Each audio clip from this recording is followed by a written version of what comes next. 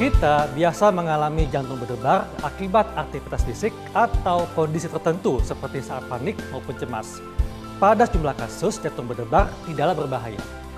Apa yang terjadi pada jantung kita saat berdebar? Lantas, pada kondisi apa kita patut waspada bahwa jantung berdebar yang dialami merupakan pertanda dari penyakit serius? Kali ini saya akan berbincang dengan Dr. Frin Sinaga, spesialis jantung pembuluh darah untuk mengetahui jawabannya.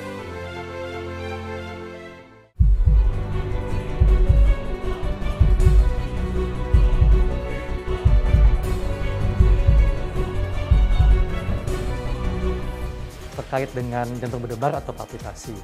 Sebetulnya apa yang terjadi pada jantung kita saat berdebar dan apa saja dok penyebabnya?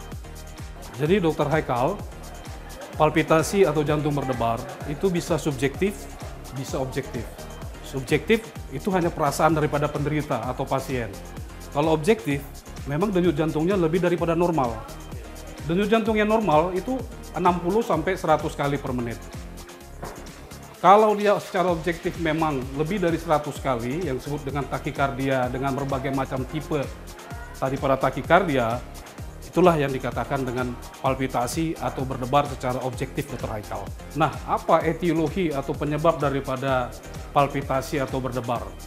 Mostly, berdebar atau palpitasi yang secara objektif biasanya ditimbulkan oleh penyakit yang namanya tekanan darah tinggi atau hipertensi. Tetapi yang di luar daripada penyakit atau organik, biasanya hal-hal misalnya oleh karena stres, atau oleh karena minum kopi, dan lain sebagainya. Kalau tidak diketahui penyebabnya, pada kondisi apa kita patut waspada bahwa jantung berdebar ini merupakan pertanda dari penyakit serius? Jadi Dr. Haikal dan pemirsa sekalian, jantung berdebar atau palpitasi tadi memang harus disikapi secara serius. Kalau itu secara objektif. Objektif misalnya ditimbulkan oleh karena penyakit hipertensi atau penyakit jantung koroner. Karena dalam jangka panjang dia bisa menyebabkan penebalan daripada atau pembesaran otot jantung oleh karena memang terpapar dengan denyut jantung yang sangat cepat atau yang disebutkan takikardi. Dan bisa juga ini merupakan salah satu pencetus ya atau trigger untuk terjadi aritmia yang ganas, yang mengancam nyawa atau life threatening. Jadi hal-hal seperti begini kita harus cari etiologinya, penyebabnya apa.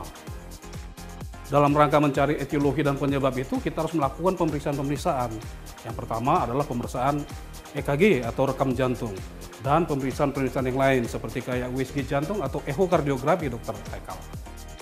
Tadi dikatakan bahwa jantung berdebar dapat disertai dengan irama jantung yang tidak beraturan. Nah, bagaimana dengan penampakan gejala fisik jantung berdebar yang disertai dengan irama yang tidak beraturan tadi, dok? Jantung berdebar ini ngeri-ngeri sedap. Kalau kau biarkan, bisa kacau dia. Tapi kalau tidak kau biarkan, sembuh dia. Nah, jadi secara klinis, orang yang mengalami jantung berdebar itu rasanya seperti berat. Dadanya berat, karena denyut jantungnya kan kenceng tuh. Di sebelah kiri, dok? Iya, mostly di sebelah kiri. Kemudian sesak napasnya kan. Ya, sesak napasnya, kadang-kadang ada juga manifestasi seperti kayak sakit, chest pain. Jadi nyeri di dadanya itu oleh karena denyut jantungnya cepat tadi. Nah, berdebar ini kan simptom ya. Kemudian kita harus buktikan dulu apa dia, kan macam-macam. Ada yang misalnya denyut jantungnya kencang oleh karena demam, denyut jantungnya kencang oleh karena tekanan darah tinggi. Nah, ada juga oleh karena memang gangguan irama jantung tidak teratur. Nah, itu yang Dr. Haikal maksud tadi itu yang denyut jantungnya nggak teratur. Nah, itu seperti atrial fibrilasi dan lain sebagainya.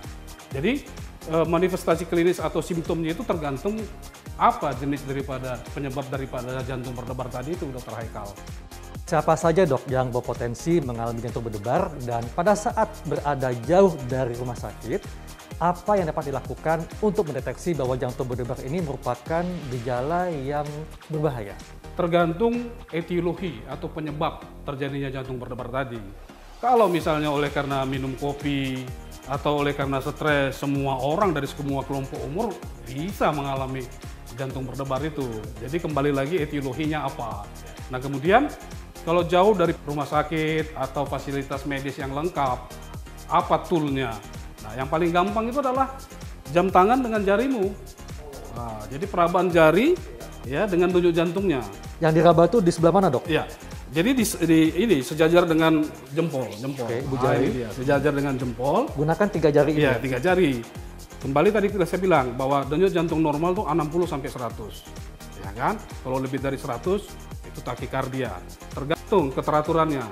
Teratur nggak dia? Kalau dia ada ekstrasistul, ya itu dia tidak teratur. Jadi penghitungannya juga akan lebih sulit. Tetapi kalau dia teratur penghitungannya dalam 1 menit berapa kali? Itu dia. Nah, itu yang paling primitif kali lah pemeriksaannya kalau di kampung-kampung, ya kan?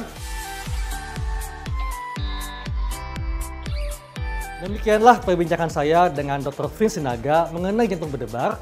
Saya Dr. Kancari dan Dr. Vince Sinaga, spesialis jantung pembuluh darah untuk Hidup Sehat Plus.